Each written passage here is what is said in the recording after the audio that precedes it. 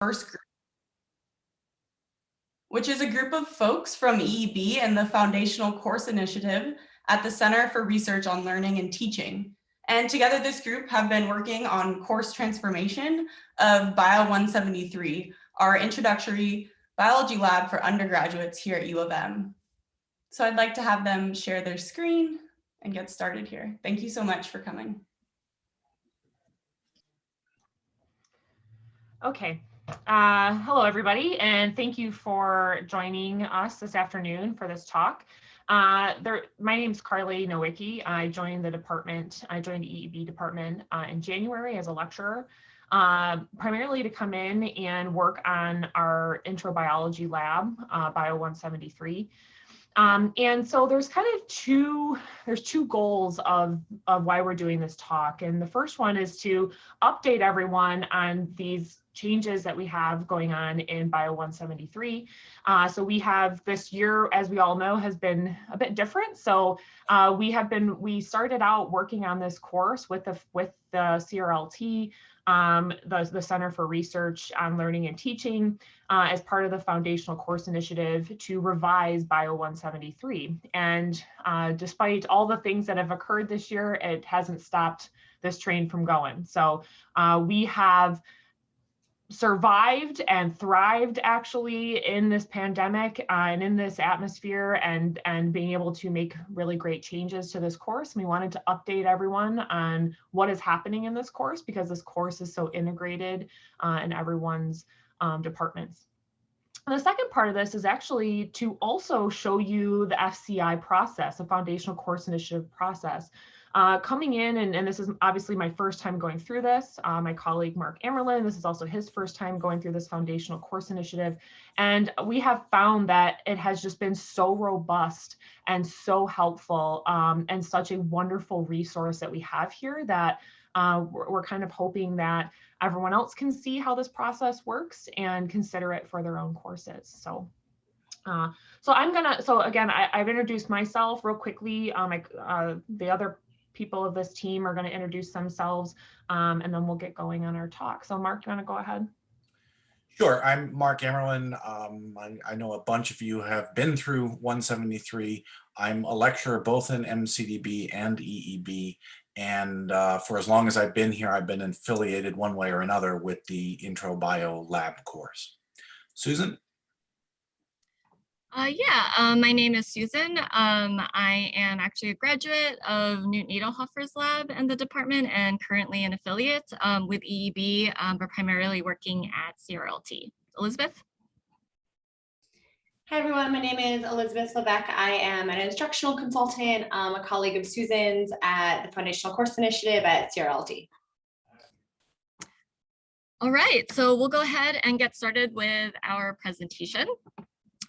Now, there are multiple reasons why we as ecologists and evolutionary biologists should direct our attention to the design and the structure of our courses.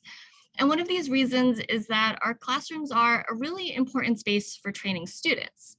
Our intro courses in particular are often the first place where students pick up messages about our discipline's norms, behaviors, and practices. And so given all of this, it's important to ask ourselves, are we satisfied with the messages that we're sending our students in our courses? And the courses we teach don't exist in isolation. As shown in this course influence network on the left side of this slide, the upwards of 1,500 students who are enrolled each year in Bio 173 are taking a wide range of courses at the same time that they're learning biology lab skills. And what that means is that each semester, instructors have a really unique opportunity to support students in becoming creative, critical, and curious. And these are skills that students are going to need not only as biologists and in their other courses, but also as the citizen scientists and scientist citizens that are going to be called upon to address the important social challenges of our time.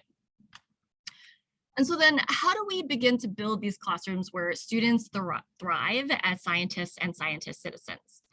Well, to answer this question, I am inspired by the work of Dr. Brenda Montgomery, who has used her experience as a plant biologist to identify important lessons for improving mentoring practices. And similarly, as an ecosystem ecologist, I am often struck by the many ways that the ecological principles we use every day apply to our classrooms. So to understand how an ecosystem functions or to support its ecosystem services, for example, requires that we examine the roles of climate and external factors such as disturbances, the physical environment, and also inter and intraspecies interactions and community structure.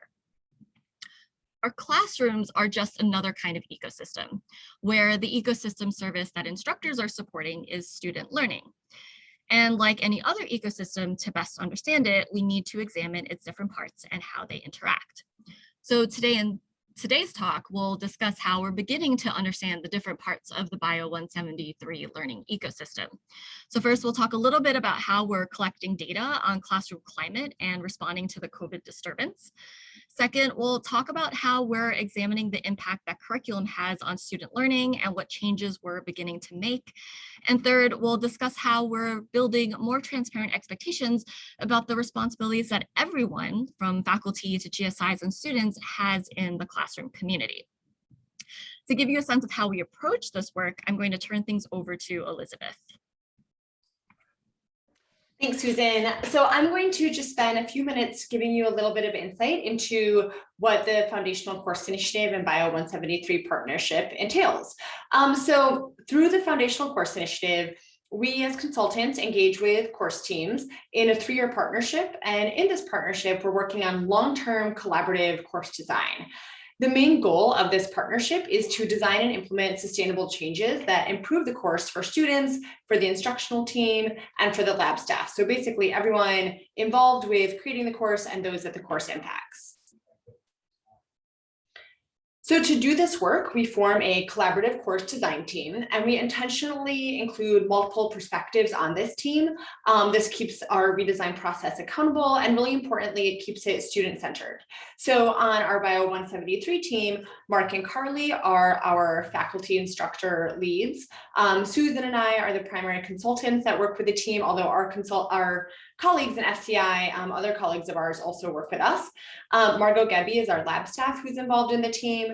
We are very lucky to have 2 undergraduate students who took the course last year on our team, Delina and Cherie, and Nicole is the GSI and GSM that we have on our team. So together we meet regularly to think about what changes to make to the course and how to implement them. So over this 3-year transformation partnership, we engage in the Fci Design Process. So this is guided, it's iterative, and it's a process that can be applied at any scale for any course. So just to give you a snapshot of what this means, at the beginning of our partnership last May, we started by creating together a guiding vision. So talking about what are the goals for transformation that we have. We then thought about a strategy to achieve that vision. So we devised a long-term plan, kind of breaking it down by each year of the partnership to think about what do we want to achieve by when and how are we going to do that. We're now kind of in this creation and implementation phase where we're designing and piloting different projects. And as it says under assessment, we're continuously assessing how effective are those pilots, how are they impacting students, how are they impacting GSIs. And, you know, as I mentioned, this is an iterative process. So we're then refining each of these pilots from there throughout this design process. And lastly, just to give you a sense of what are the things we think about when we think about course design. So this is FCI's Course Pillars framework, and it gives you a summary of the essential components of teaching and learning that we think about. So just as a very general overview, we think about learning practices and experiences for students. We think about the course structure, and we think about the purpose and impact of the course. So those are kind of the main pillars that we're considering as we think about the redesign process and what we ultimately want this course to look like. And with that, I will turn it over to Carly. Thanks, Elizabeth. Thanks, Susan.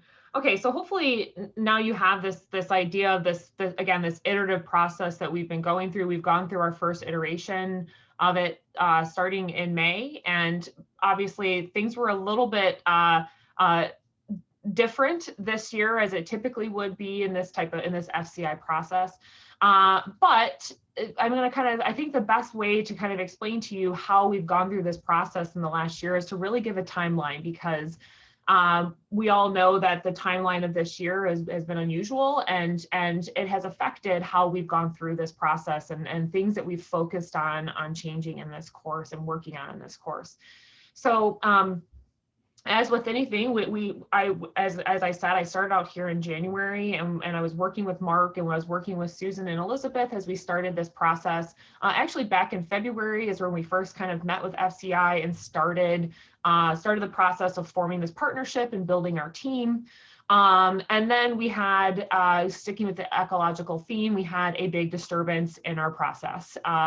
And so, as with any disturbance, this sort of cleared the landscape a little bit. We kind of had to stop, and we had to survive at that time, and at the end of winter 2020. And at that time, Marc and I were just focused on getting Bio 173 and the 700 students that were in it all online.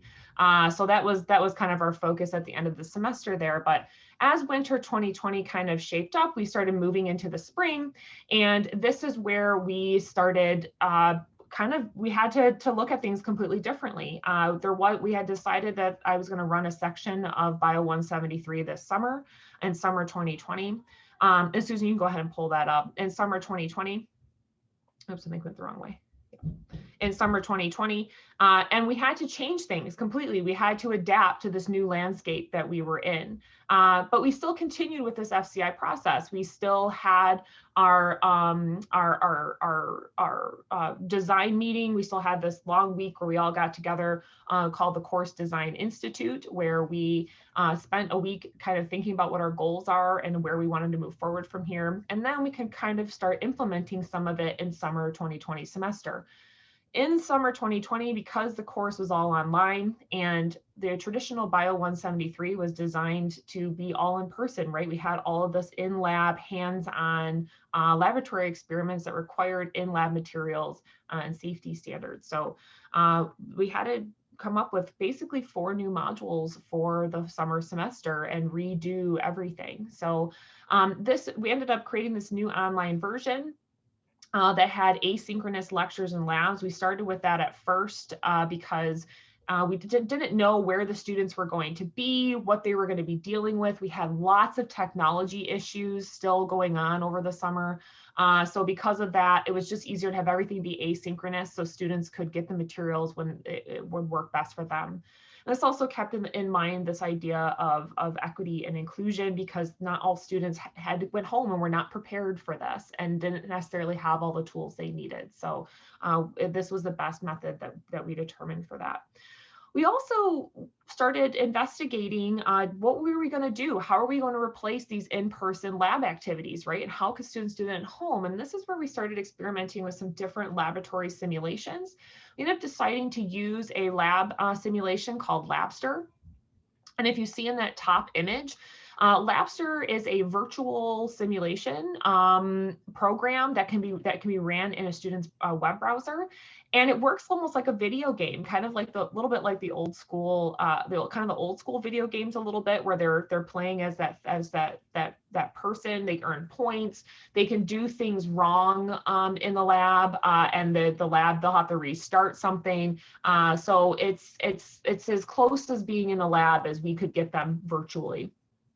We also use some Howard Hughes Medical Institute biointeractive simulations that are free and available to the public, which also worked really well to input for some activities.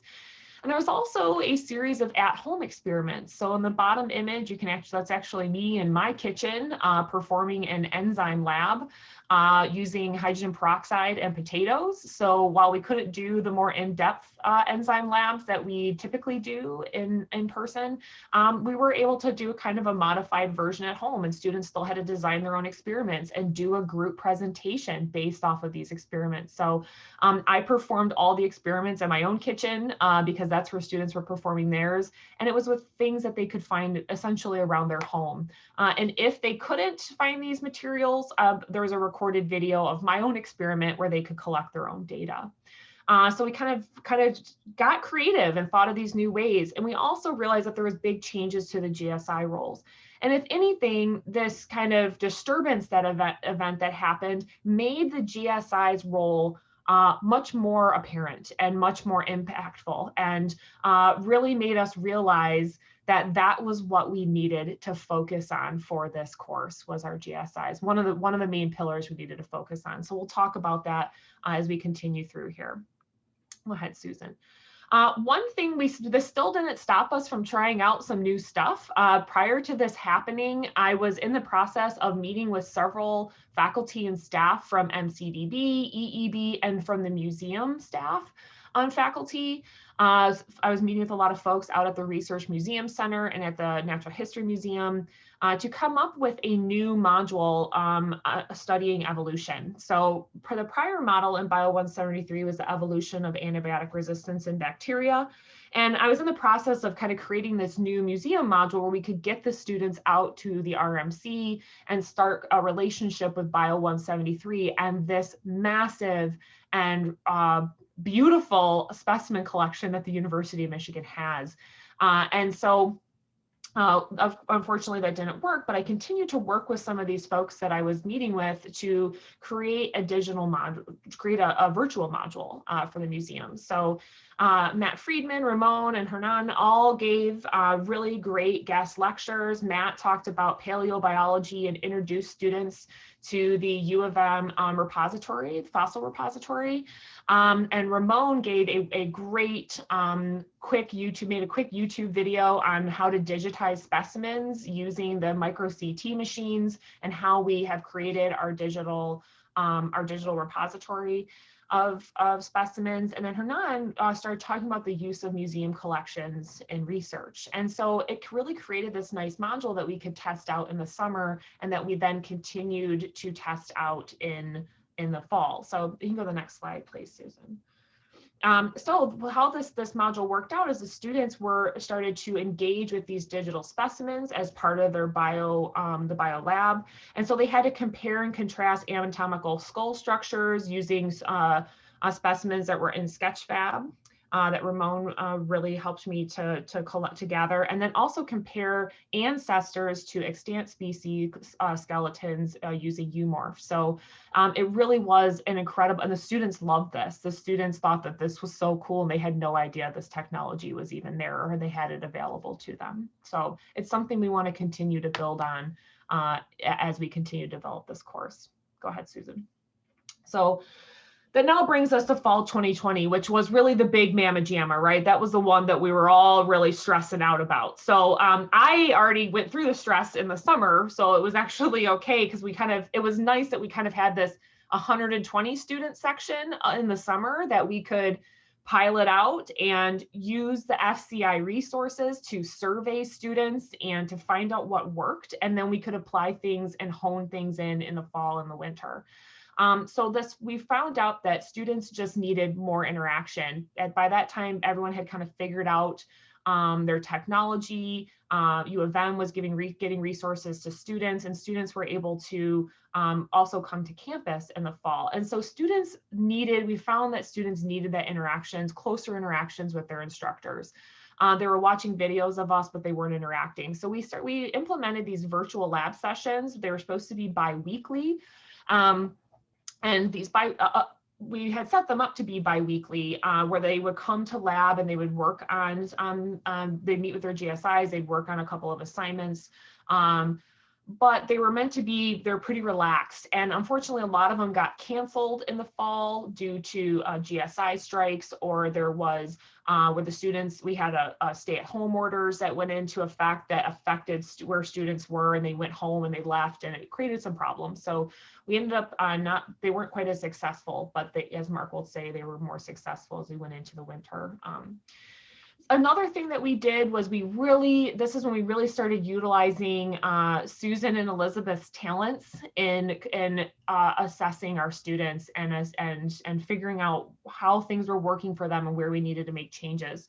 So for both our undergrads and our graduate GSIs, we did these midterm and end-of-term surveys. And the midterm surveys for the students, the undergraduate students, was a mental health check-in. It was just a few questions asking them if they were okay, and asking them how they were doing in the course. It was just a couple questions, and it was very popular. It was voluntarily, the students were just said they could just answer it voluntarily. We had over 300 students respond. And we got a real sense that students were not okay. And we ended up partnering with a couple of different groups. We're now partnering with Wellness Warriors and with the Dean's Office to possibly implement this survey a little bit more broadly. Because we just found that it really had an impact on our students, and we found things that we knew needed more support. And also our GSIs, we had informal and formal surveys where they kind of could give us some feedback on what structural needs they needed and what support they needed further for the semester. And so this actually led us to a new GSI support structure for this course that became the real focus of our FCI changes this year. So I'm going to go ahead and pass it off to Marc, and Marc will kind of fill you in on what those changes were for winter. Sure, and I won't belabor the point. GSIs are central to how this course functions effectively. They come from all different kinds of places. EEB is the biggest source, but even then, the people we get in EEB have different backgrounds and perspectives. So factoring in what our instructors know and what they bring to the course is one big variable for us. Next slide. And so you can see all the things that the GSIs do here. This is pretty much the same sort of titles as what they do in online versus in person, but the actual activities are very, very different online.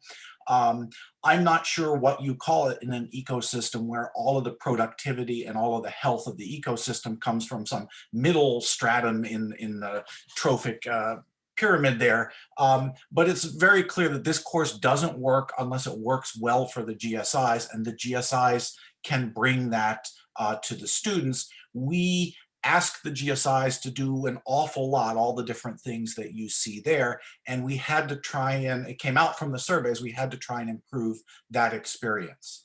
So next slide.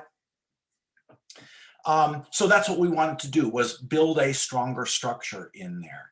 And one of the things that we did was hire a GSM, or appoint one of our senior graduate students as a GSM. That's essentially, you're already being a GSI and we pay you a little bit extra and you do a lot bit extra to help the course run better. Nicole Clark has been our GSM for the past couple terms, but what she has really helped with is all of the communications between the lecturer and the GSIs, between the GSIs themselves.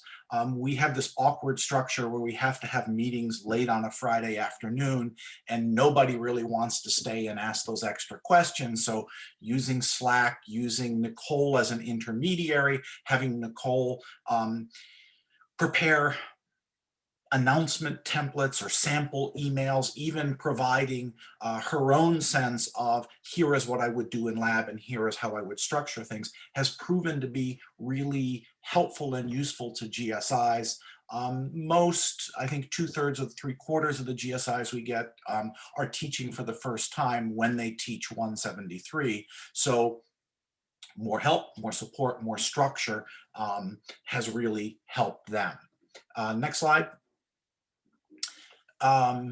So how have we changed things in winter term? I keep forgetting what term this is, but that's this term.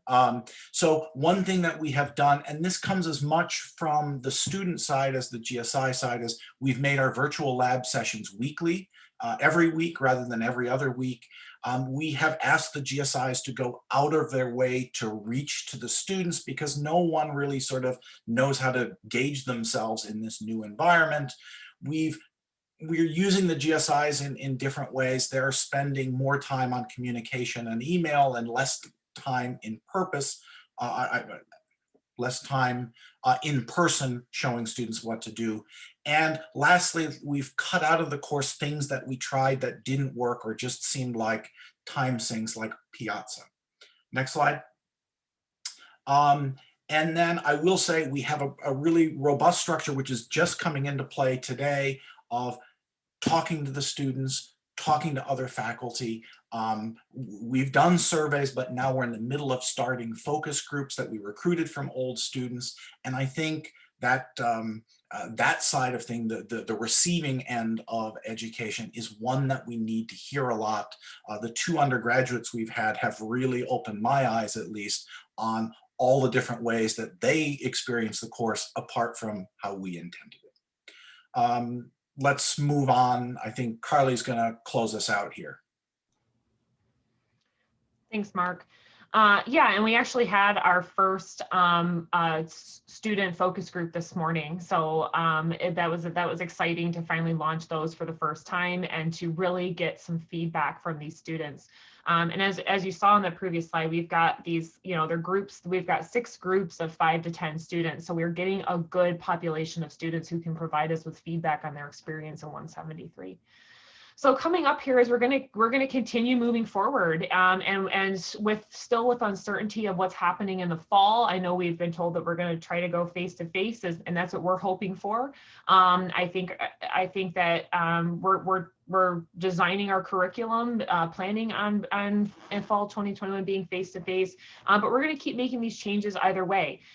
No matter what, this year and all the things that we learned from it, while we had to adapt to this online learning, there's actually a lot of things that we're going to keep because of that.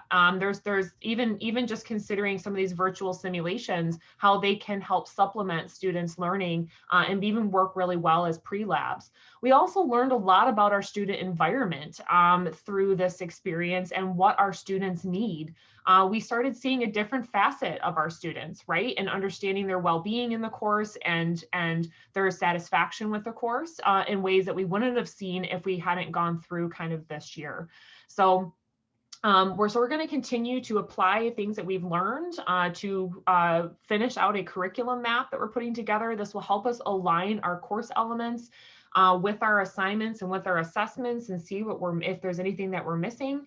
And we're also going to now, as Elizabeth explained in this iterative process, we're now in the creation part of this where we are creating these new modules. So while we saw a little taste of this digital specimen module that worked out well, this museum module, I'm hoping that in next year, we can continue to implement this through the RMC, through the U of M Museum of Natural History. And I look forward to reaching out with some of you in the department to help facilitate this. So if you have ideas or want to see a certain component in some of this, I'd be interested in hearing. And then also we have been working with Tom Schmidt and Lisa Bradshaw to create this microbiome module where we can take some of the popular ARC sections, the most popular ARC section, and hopefully create a module that can now be used in the traditional Bio 173. So those are 2 things that we're going to be piloting this fall amongst reconverting back to in-person. So lots of changes coming this summer. And with that, I'd be happy to take it. We all would be happy to take anyone's questions. Thank you. Great, thank you so much. So if anyone has a question, you can type it in the chat or talk out loud for this group before we move on to our next talk. Just quick, Carly, you mentioned briefly some of the things you want to keep from having to go virtual. Can you just expand a little bit on what you want to keep that you kind of developed in the virtual environment when we go back to in-person? Yeah. So one thing that has really been expanded on, before, Canvas was used as sort of a small supplement to the course. As I move forward, so for us being online, I created an entirely new Canvas template for this course that has everything divided into these individual modules and where all this stuff is posted and implemented. And I think that it helps to keep things organized in the course and have one location where everything is. It was used before and things were posted before, but now it's kind of got this more detailed structure. So that's definitely something that I'd like to keep moving forward. Secondly is the Lapster simulations. We're not really sure. We were able to get a site license because Bio 173 has so many students. It kind of paid for itself in a way. And so Labster works really well. Rather than having students do a pre-lab of just reading the lab, we can actually have them do a virtual simulation very similar to a lab they might be doing and practice a skill virtually before they get into the lab and learn some of those techniques. And the last part of it, like I said, we learned a lot about the climate of our classroom and the needs of our students. And we've learned a lot about what types of students we have in our classroom.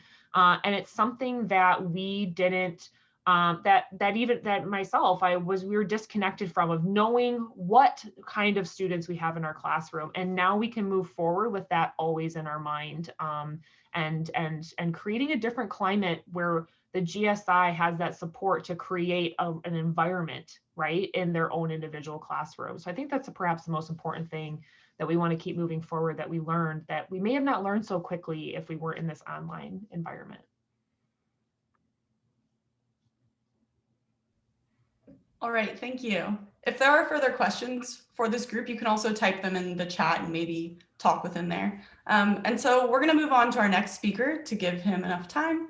And so Jake Allgaier is going to introduce our next speaker. Hello, everybody. I don't have a video because I can't show it, but you don't want to see me anyhow. Thank you all for that presentation. That was great. It's really impressive to see how you all have dealt with these challenges.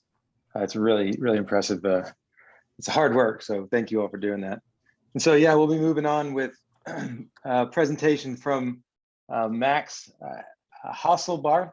I struggle saying his name because I don't speak German very well. Max is a postdoc in our lab, and he hails to us from Germany. Max did his BS in forestry, and then did a master's in and a PhD in ecosystem modeling. And Max has been with us for, I guess, since September now, and he's already been extremely productive. We really like having him around. He brings a lot of interesting perspectives to the lab, largely because he has a particular interest in understanding spatial patterns and how they can be used to better understand ecological processes that sort of patch and ecosystem scales. But also he has his background is in forestry, and so it's kind of cool to bring those ideas to coral reefs. And so with that, I look forward to hearing his presentation. Thanks, Max. Cool. Yeah, thank you for the introduction, and also thank you for asking me to talk here today or to give this talk. I'm going to talk about, as Jake already said, about spatial patterns in ecology and what we hopefully can learn from them. Since most of you don't know me yet, because as Jake said, I just started in September, I kind of had the idea to give like a very broad overview over my past work, with like the price of not being able to talk much about like the details because of the limited time. But the idea is just to give you like an idea of what I did in the past. And then if you're interested in anything of this, please feel free to contact me after this, and we can just like discuss if you're interested in any particular topics. So what are patterns, or what are spatial patterns? What do I mean by that? So a pattern is basically just any kind of structure that we can see in data. And these patterns exist on all different kind of scales. So for example, on a global scale, we have the biodiversity gradient, which is basically that the biodiversity increases towards the tropics. And many people looked into this and tried to explain this global trend. But we also have many patterns on, for example, a landscape scale. So for example, we have different land cover classes or different land uses, and we can use these patterns on like a landscape scale to link them to ecological processes. And then lastly, we also have patterns on a local scale. So for example, we could look at the spatial distribution of trees within a certain forest type and ask like, why is the pattern the way it is? So how do we do that? How do we learn from these patterns? So well, first of all, we need a study system. Next, we then need some data of that study system, and in the data, we actually need to see the pattern. And since most ecological processes happen in space and are spatially explicit, I think we can learn the most from spatial patterns. We then need to analyze these patterns by modeling them, by describing them as close as possible, and by that, hopefully infer the processes that actually shape the patterns. And then hopefully at the end, this will give us a better idea about the overall system. And this is kind of like an iterative circle, and there's like not highly like a stop to it, but just something we need to like do over and over again, and then hopefully each step learn a bit more. So in my work, I mostly use 3 different kind of approaches or 3 different methods. And I want to talk about all 3 of them today. And I'm just going to give like a very quick introduction into them.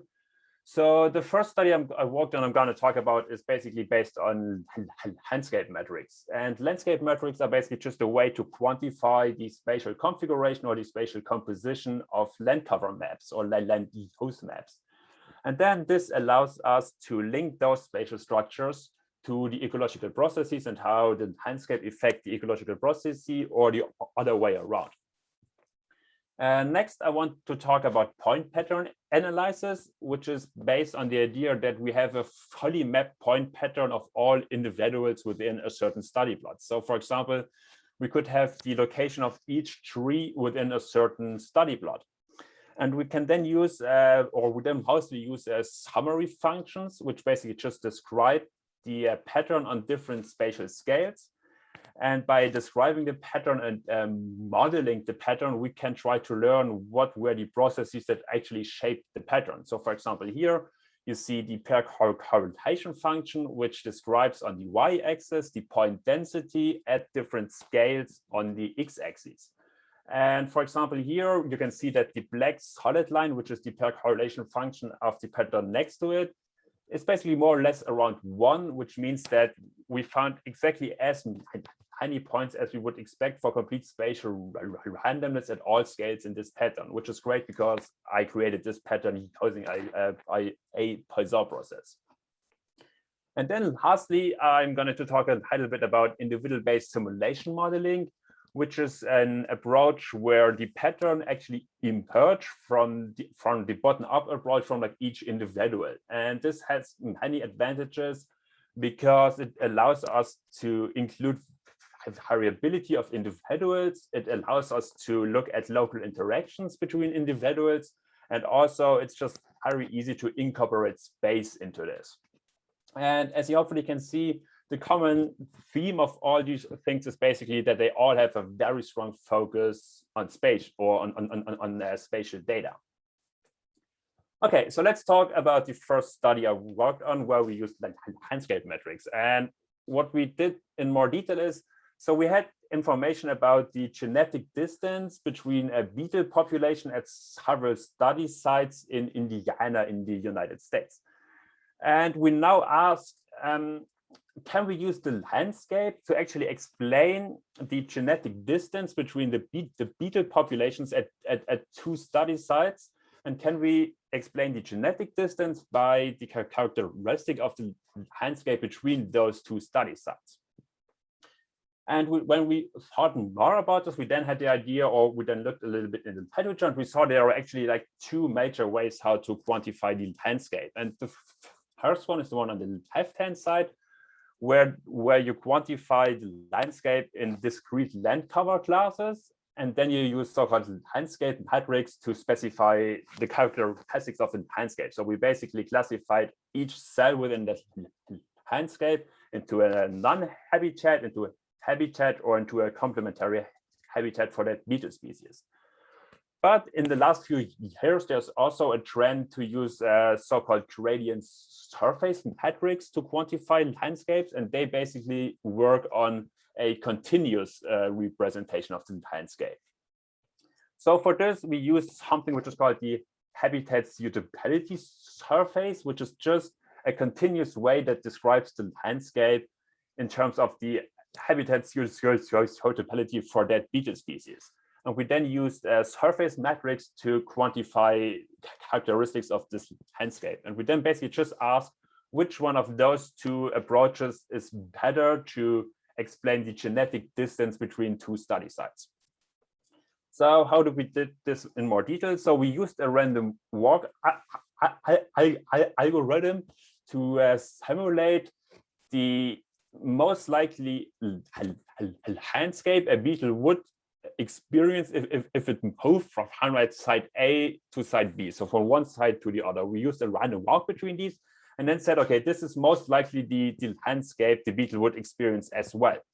We then clipped those landscapes and use these clippings, basically then use like either landscape metrics or gradient surface metrics as the explanatory variable to explain the response of the genetic distance between those two sites.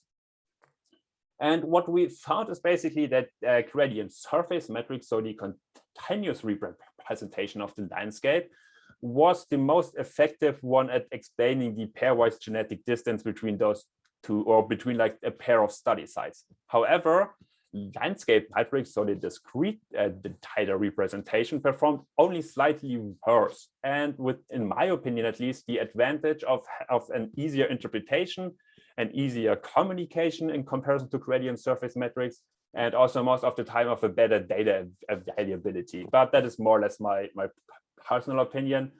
But we could show that like both ways of quantifying the landscape actually was a good way to explain the genetic distance between the beetle populations. Okay.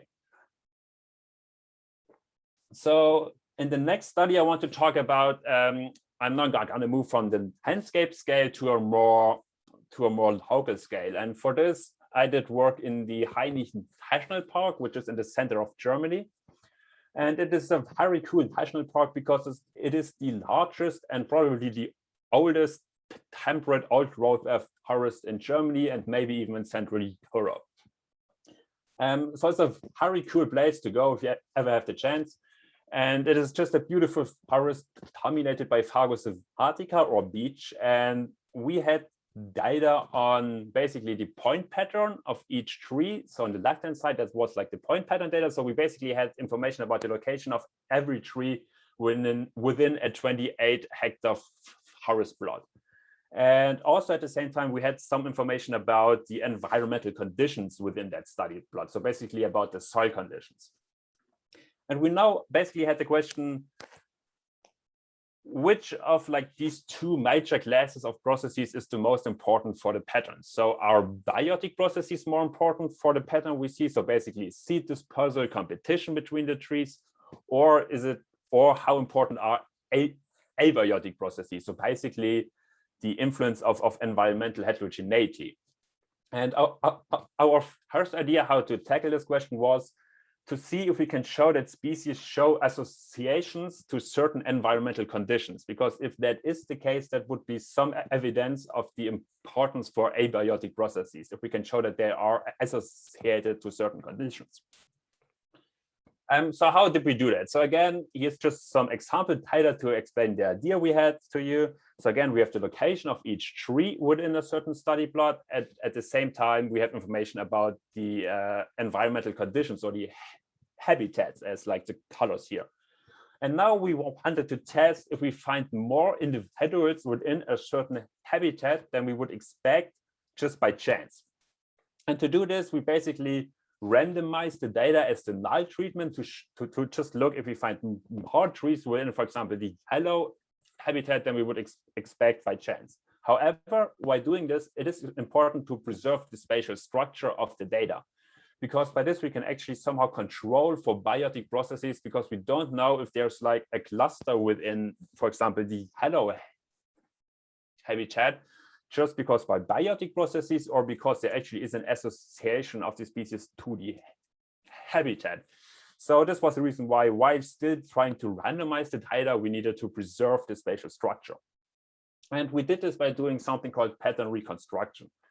So pattern reconstruction is the idea that we have the observed pattern or the field pattern or like the pair correlation function. So basically the spatial characteristic over scale of the field data. What we then did is we started with a completely random pattern and then moved one point of that random pattern to a new location. We then calculated the pair correlation function for that pattern as well and kept the location of the point we shifted just if the pair correlation function became more similar to the pair correlation function of the observed or the field data. And we basically did that like 100,000 of times until we had a random pattern. However, that random pattern had exactly the same pair correlation function as the field data. So it had the same spatial structure, but was still a random realization of the field data. And we then use this, as I said before, just to check if we find more trees within a certain condition than we would expect there by chance. And here are some of the results of that. So we did find that Fagus sylvatica, which is the most common and also the most dominant species in Central Europe, had a positive association to habitat 1, which was the best habitat in the study plot because it had the highest soil water content, it had the highest nutrients. So we found like the most beach in the best habitat. At the same time, the species showed a negative association, so less trees than we would expect by chance, in habitat 4, which was the worst habitat. At the same time, the second most common species, Fraxinus excelsior, or the ash tree, showed exactly opposing associations to that of Fagus sylvatica. So we concluded by that the ash tree might have been outcompeted in the best habitat by the strongest competitor, and at the same time, the ash might have benefited from the absence of Fagus sylvatica in the worst habitat. But because this is kind of was more like this crypto study, we could not really know if these processes are actually happening. So next we had the idea to build an individual-based simulation model to get a better idea about the actual processes that are happening. So what we did next is, again, we had like the point pattern of all trees within that study plot, and we now built we built like one individual-based simulation model with like 2 contrasting hypotheses. So in the first, which we call the biotic individual-based simulation model, we basically just included biotic processes. So there was just a seed dispersal, competition, mortality of individual trees. And then in a contrasting hypothesis, we were able to influence these processes depending on the environmental conditions and individual grew in. And we then let those 2 models run and compared the results basically to the field data to see which one of those 2 contrasting hypotheses like was able to produce the patterns we actually find in the field.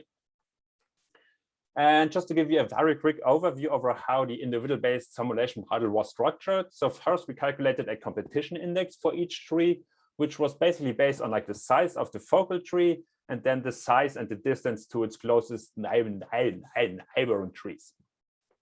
Then this competition index was used to calculate the growth of each tree individual.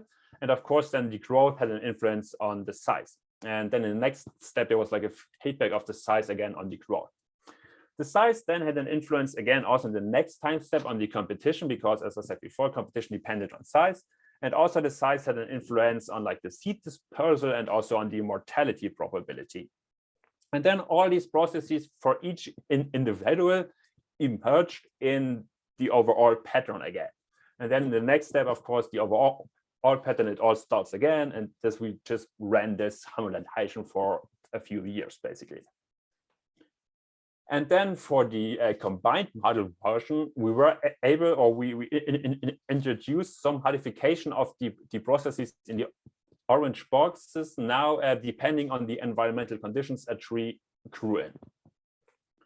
And here are the results of this study. So again, this is the pair correlation function, which has the point density on the y-axis at different scales on the x-axis in meter. And here we firstly see just the results for the field data. So we could see that the adult trees, so the red line, basically show a regular pattern at like very short distances because there are less points than we would expect than for like complete spatial randomness. And then for like an increasing distance between trees, the pattern tends towards complete spatial randomness. For the saplings, so the smaller and therefore probably younger trees, we saw a clustering at short distances because we find more trees at short distances than we would expect than for complete spatial randomness. Okay, and now if we look at the results of those 2 contrasting model runs, so on the left-hand side, you see the results for the biotic model version, and on the right-hand side, you see the results for the combined model version. So let's talk about the biotic model version first. So we can see that the adult trees, so the red envelope, basically fits the field data quite well. So the biotic model was quite able to basically produce the same pattern as for the adult trees. However, if we look at these saplings or the younger trees, we did not match the pattern at all because there was basically no clustering for the saplings at all in the biotic model version. If we now look at the combined model version, we see that the introduction of environmental heterogeneity kind of introduced a clustering of the adult trees, which we don't see in the field data. But I think more importantly, we now see that there was a clustering of saplings at short distances in the combined model version. The clustering was less strong than in the field data. So we are either missing some processes or the parameterization we found is not perfect.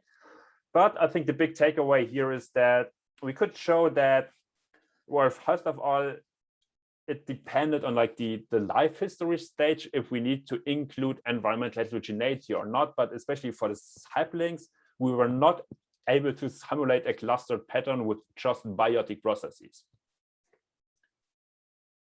Okay, so I have a few minutes left, and with these last few minutes, I want to talk about what I'm doing right now here at the University of Michigan, and we're now going to switch systems completely and actually move underwater. So at the moment, I'm working on an individual-based simulation model, which allows to model artificial reefs. And basically, the idea of this model is to simulate primary production around artificial reefs of seagrass, and how this is influenced by fish individuals that shelter around that reef. And by that, the fish feed off the seagrass biomass, and then by just like swimming around and excrete, they basically relocate the nutrients in the study system. And now the idea is, by using this model to understand how or what is the influence of artificial reefs on the seagrass biomass and the production in that system. So to give you an idea how that looks like, so here is basically, that's pretty fast, but okay. So this is how the model looks like, and those are, or is the, we see like this homologation environment, and in the center of that, the black cross is basically an artificial reef. And you can now see we basically have like, again, like two hypotheses we contrast. On the left-hand side is our what we call like the null treatment, where the fish movement is not influenced by the artificial reef. So fish basically just swim around in the sea or in like the landscape completely random. And then on the right-hand side, the fish are actually attracted towards the reef. So they shelter more around the reef than they are in the rest of the study plot. And they just like to be close to the reef.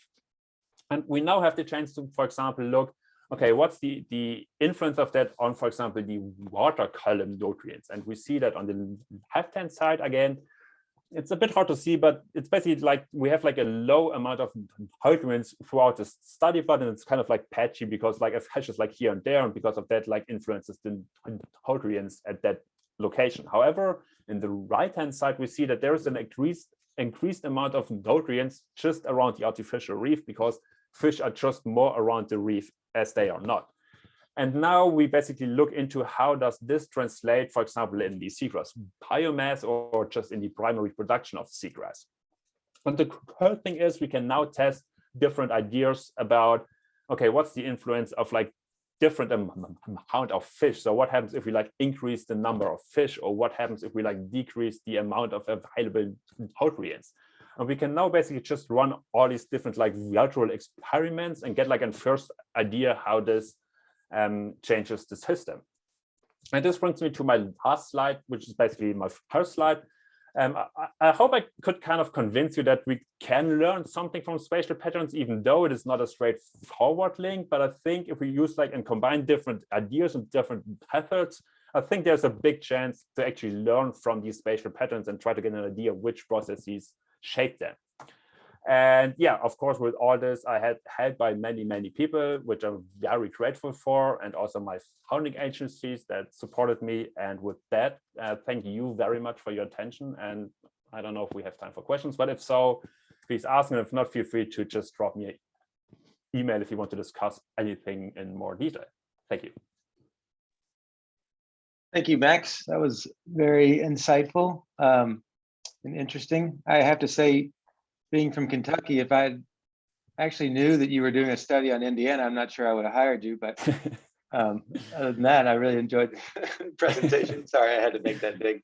Does anybody have any questions they'd like to ask Max? I guess write it into the into the chat box, or you can just speak up if you'd like as well. Let's see, here we go. 2 questions from Michael. One, what's the advantage of reconstructing the PCF versus Taurus translation? Nice. Yeah, thanks, Michael. That's a great question. So I didn't talk about all what we did in that study, but before we actually like used the methods on like the field data, we created a simulation study where we created patterns where we knew the association and then tested pattern reconstruction versus Taurus translation versus basically just hitting a point process model to the data. And what we found is that all of those kind of work similar well. However, pattern reconstruction worked the best because it just preserved the spatial structure the most. And because, yeah, and the problem with like Taurus translation can be if there's like a strong gradient in the data, that kind of the idea of Taurus translation where you just like move around the environmental data kind of breaks down if there are like gradients in the environmental conditions. But yeah, we also did a simulation study on that, and it just turned out that pattern reconstruction was the best method and picked up the correct associations the most. However, also the other methods all work well enough, or basically comparable, just slightly worse. Hope that answers your question.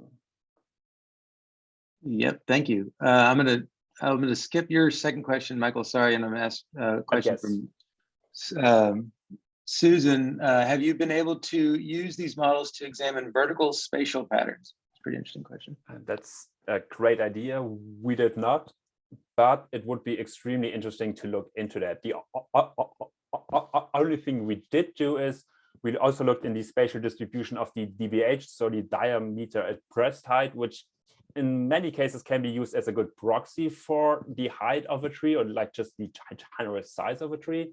But we did not look into the vertical patterns, but that would be really, really cool to do.